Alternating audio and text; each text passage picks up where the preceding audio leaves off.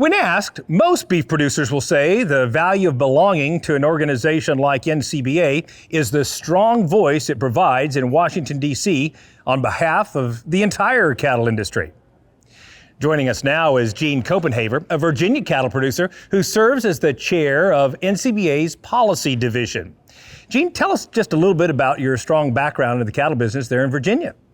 Yes, Kevin, thanks for having me. But I come from a operation I'm a fifth generation cattleman. Wow. Presently, we're all stocker operation, have been for the last 5 years. Before that, we were cow-calf stocker, general livestock. Mm-hmm.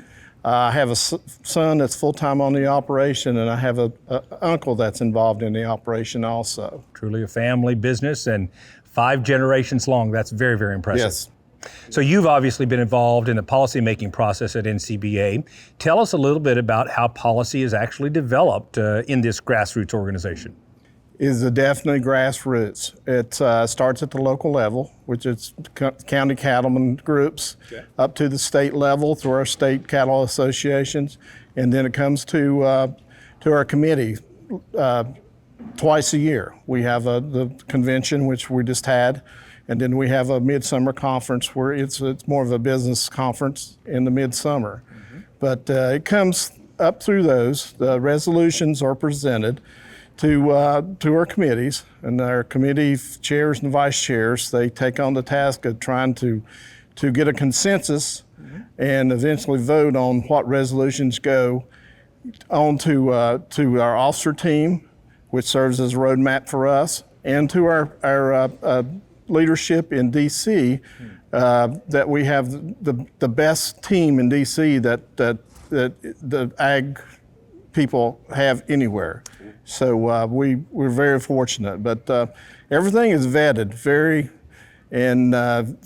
well. Yeah. I mean, everybody talks about the 6-hour meeting we had in the marketing committee 3 years ago, but it is vetted, and sometimes it's vetted before it gets there. So, but vetted and voted on, right? Vetted and voted on.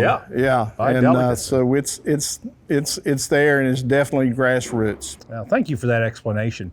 Now, as we talk about the priorities for the coming year, what do you anticipate being some of the key priorities that you will champion over the next year? The one big thing right now, there's 2 or 3 big things, but prepare for disease, animal disease. We're not prepared as we should be. Mm-hmm. The vaccine bank, we need to get more money in it. Traceability, maybe we need to up our game there. Mm-hmm. We need to defend against government overreach, mm-hmm, and we're doing that with WOTUS. We filed a suit against EPA. We have a lot of suitors with us in our industry and other industries. So we need to develop that and slow this administration down, so we can look, and hopefully the Supreme Court case Sackett versus USA is decided here in the next 2 months to slow them down some. Yeah, full plate of activities. One last question: why is having such a strong membership base so critically important for our effectiveness?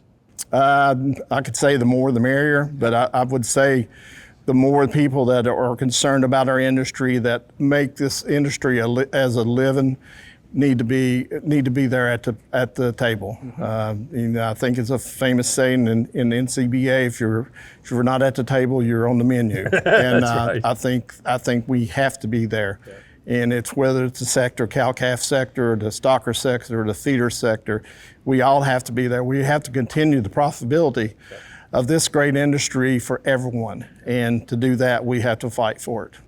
Thank you, Gene, for your time. Thanks, Kevin.